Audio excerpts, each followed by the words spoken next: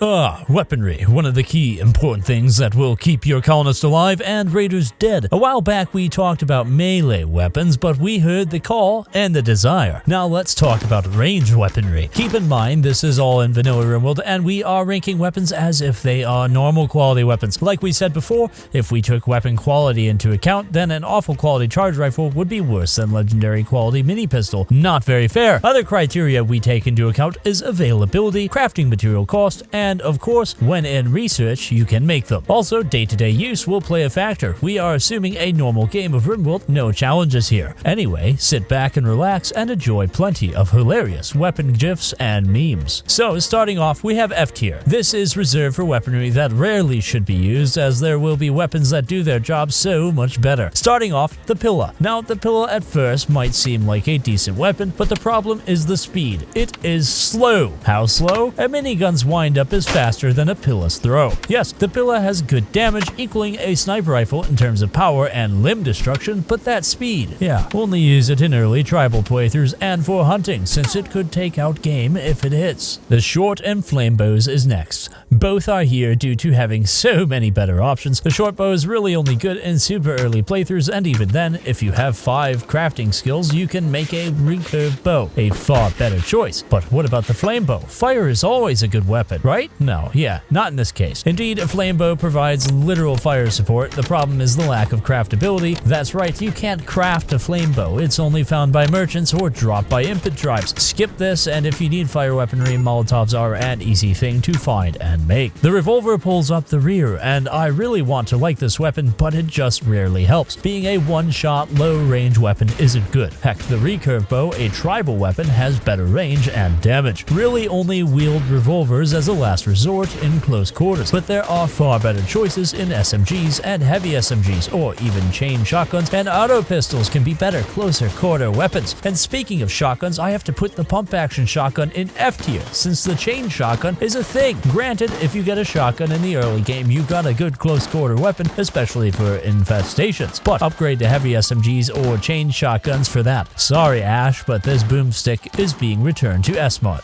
But hey, good news, that's all the F tier, and D tier has more weapons that are far better than nothing. Yeah, D tier is for weapons that have more use but should be replaced when you have that option. Starting off in lower tech, the recurve and great bows. Both of these are your long-range options in tribal colonies, with the recurve bow being unlocked automatically by being a tribal. The great bow requires proper research, but if you get that done fast, or buying or finding a great bow early can really help you out. This is because the damage is on par with actual firearms like auto pistols and revolvers. So why D tier? They are bows and arrows. The speed isn't going to be good, and the damage really falls off in the mid game. Still, early game they are cheap and easy to make, and if you get enough pawns with them, you can do a lot of damage, so I have to show you some respect to the humble bows. Between the two of them, which is better? Well, the recurve bow is good if you plan to move quickly past the tribal era and just need some weapons to tide you over before gunsmithing. But if you plan to stay in a tribal era colony, then focus on great bows. Now for more conventional weaponry. We have the auto pistol and machine pistol, both here for the same reason, better options, though to be fair, some weapons are designed to be early weapons that are cheap to make and easy to find. The machine pistol is better than the auto pistol in terms of power, rate of fire, and accuracy, so I would recommend using machine pistols in the early game for decent short-range firepower. The chain shotgun also fits that same role, with the machine pistol being short-range but extremely good DPS, as multiple shells shot out at once tends to be, but given the very short range, only used for inner base defenses. Molotovs also have to go into D tier because there are better options for fire-based weaponry, and in general, much as we want to say kill it with fire, fire tends to not be the most useful, at least in the early game. Late game against huge tribal and insectoid raids, where they bunch up, a lot of fire can throw off and disrupt their forces, but by then,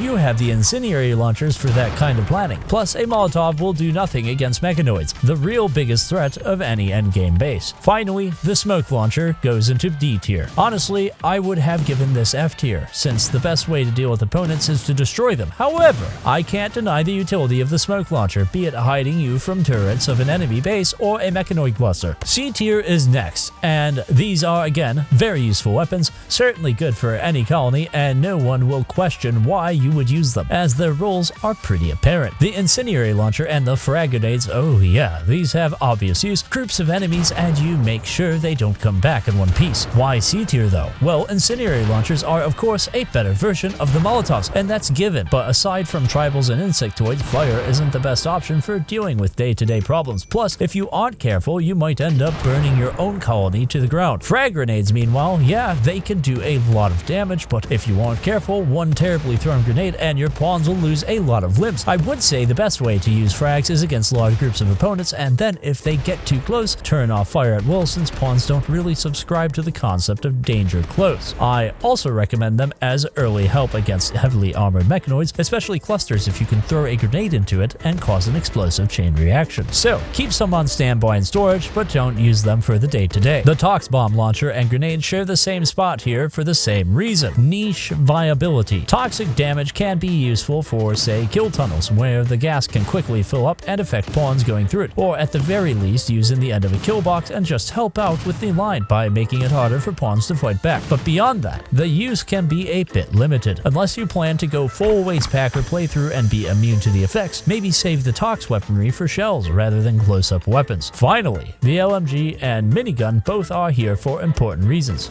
Accuracy. These weapons were designed to shed through huge waves of opponents coming at you into a kill box. The LMG is of course the weaker of the two, but easier to research early in a playthrough, and will be your main crowd control weapon till you can find or make miniguns. Miniguns are excellent at crowd control, but with the huge wind-up time, I recommend finding pawns with trigger happy to have one of these, since accuracy is a moot point. After all, if one bullet misses, it might hit the guy 2 counties over and out on the rim. That's pretty nice. I won't deny their value to any base, but because of their niche and accuracy issues, I can't in good conscience give it a higher rank. Think of the minigun as a high C, with LMG at a mid-grade C. Both excellent weapons to round out this tier level. B tier is the next, and this is weaponry that usually has a place in any colony, starting with the heavy SMGs. Yes, heavy SMG is B tier, and that's really only because of the range and the fact you aren't really staggering any enemies bigger than a tortoise. Now, at ranges up to 10 to 13 cells, the heavy SMG actually outperforms an assault rifle in terms of DPS. After that, the assault rifle is better for longer ranges. My suggestion, keep some pawns with these for either training them for range weapons, as they are good for that, or to support a firing line with them, covering fire on anyone who gets close. Not a bad weapon, but due to some of its shortcomings, a bit niche at times. Speaking of niche, the Grenadier armor with their frag grenades hits a spot on this list. Now, giving a pawn nothing but frag grenades could be questionable, but giving a pawn armor that's slightly worse than marine armor that comes with a frag launcher, yeah, can see the benefits. This gets B tier for being a great support tool, got a horde of enemies, or need to breach a wall during a raid. You can use this and still let them be armed with a weapon that generally won't cause friendly fire, though if you are looking for better armor, stick to marine or cataphract. Rounding out this list is the Doomsday and triple rocket launcher. Both here not because they are bad weapons, far from it. The damage these things do to friends and enemies can't be understated. The problem is their one-shot nature and how you kinda need to plan around using them. It's a buy or make then store them situation. These are used for huge groups breaking up mech clusters, or when you feel like sticking it to the Imperial traders. Obviously, Doomsday rocket launchers are the better of the two, but if you can get either, or you will thank me later when the local raider gang is trespassing on your property. A tier. Use these weapons if you can, because they can pull you through to the endgame. These weapons are those you should always consider for any loadout beyond specialization or some kind of playthrough. First off, the bolt-action rifle.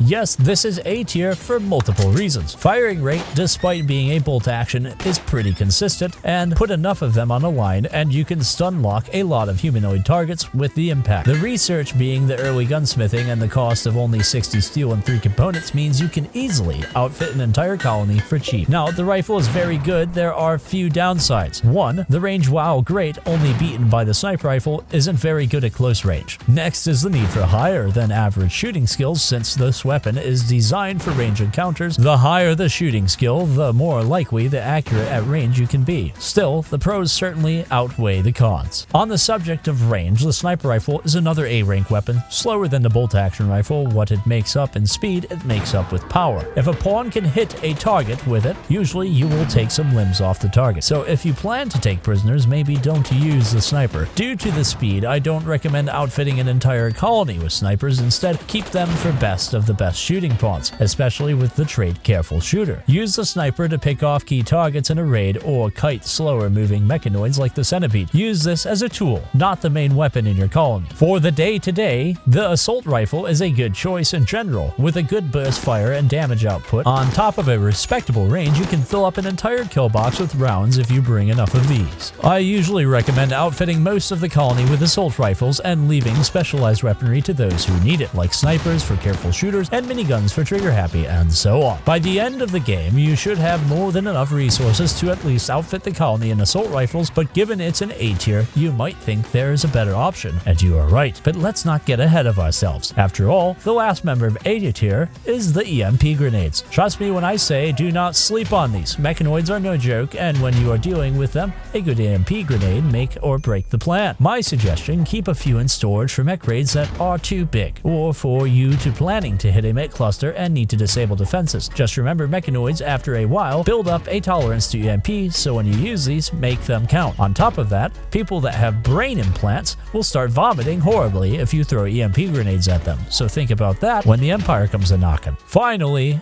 S tier. Use these weapons if you can get them, get them. They are the best of the best, and for the most part in vanilla Rimworld. Starting off, the charged rifle and charged lance. Obviously, upgrades of the assault and bolt action rifles, these high-tech weapons can turn the tide of any battle when used properly. The charged rifle is an upgrade to the assault rifle in terms of DPS, including armor penetration. Very important in the endgame, especially against targets like mechanoids or marine armor-wearing raiders. And while they are more expensive, if you can get a high crafter pawn on making them, a masterwork or legendary one of these can be one of the best range options in your arsenal. The real downsides to this weapon is that its lack of staggering ability against humans and the high cost to manufacture. If you plan to manufacture them, don't half-ass it. Focus the best crafter on it, especially with a creative inspiration. Charged lances, meanwhile, act as a very powerful one-shot, one-kill weapon. These weapons actually boast the highest non-explosive damage of vanilla Rimworld. Only downsides against this are the cost to make, but also the range being slightly lower than an assault rifle and its very slow windup. However, putting a couple of pawns on support shot duty can really help in the long run, especially against mechanoids, since this high damage and decent armor penetration can break them down. Just be careful of enemy lancers, they use charged lances for a reason. Last up, the MP launcher. Like we said with the grenades, some of the best support weaponry you can make. Keep a couple of them to help with mechanoids. As for differences between the launcher and grenades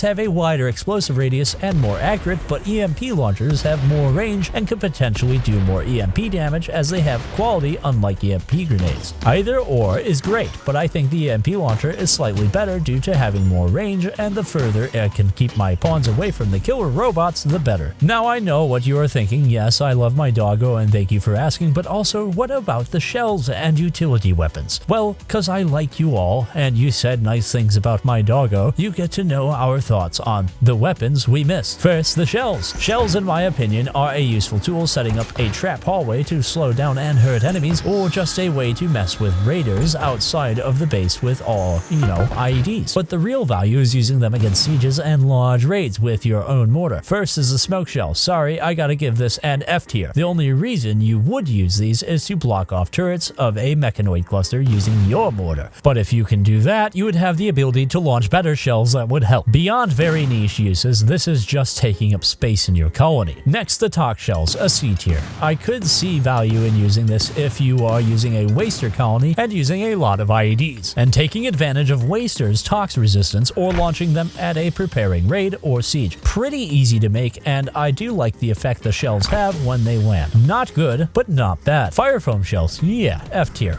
Way too niche. When you can make a fire foam turret or the poppers, you really don't need to use fire foam shells in a mortar, or making fire foam IEDs, which technically do have a better radius of poppers, I will grant, but again, way too niche to be useful. Incendiary shells, C tier, but very close to a B. Best to use in IED and trap hallways, but launching them from a mortar can be fun. The problem is that fire is unpredictable, and not every opponent is going to be affected by it so harshly. However, they are pretty useful in causing some chaos out on the rim. We enjoy a good bit of chaos. High explosive shells, easily solid A tier, very good mortar shells as the explosive damage will wreck unarmored targets. The armored ones get hurt hard, and it's a way to really slow down mechs. Keep plenty on standby for for sieges or big raids. Their use in kill hallways is a bit limited as the explosion can destroy the walls, but if you can find a way to use them, go for it. EMP shells are S-tier long-range mech disruption weapons. Please and thank you, plus you can use it to fire on a mech high shield and bring down the shields for other mortars to fire on the mech cluster. Always keep a few spare for mechanoids. Finally, the anti-grain warhead. You might be surprised, but A-tier. The reason is ability. You can only get them from ancient shrines or quests, but when you have one of these, you basically have the universe erasing button on anyone unfortunate enough to be hit by them. Save only for a rainy day, or if you know the end is near and you want to recreate that Doctor Strange love scene. You know the one. But now for utility weaponry. They deserve a bit of love since I know plenty of times they saved my rear when the going got tough. A D tier, the Orbital Cluster Caller. As the name suggests, you can summon a mech cluster on the target square, and there's the problem. It is not under your control. You have no idea what kind of cluster and certainly how many mechanoids there are. I give a D tier because the mechanoids certainly can be a problem for any raid, if only for a moment depending on force size, but you still have to deal with the mechanoids only use if you have no other choice, or if you are using overpowered mods, in which case it's free parts to scavenge. The Tornado Generator is also in D tier, mostly for how unpredictable it is. You summon a tornado and then it blows around anywhere it goes to go. My suggestion, try using it for raids, don't use it on your own maps since it's possible the tornado will hit your structures. Still better than nothing. Now to B tier, because there is no C tier item, and the next up is the Orbital Bombardment Caller. Only reasons it here is that bombardments are unpredictable, but anything they do hit will be pulverized. Perfect for mech clusters. In A tier, we have the Psychic Shock and Insanity Lances. These are real game changers. The Psychic Shock Lance can target any moving opponent and then bring them down.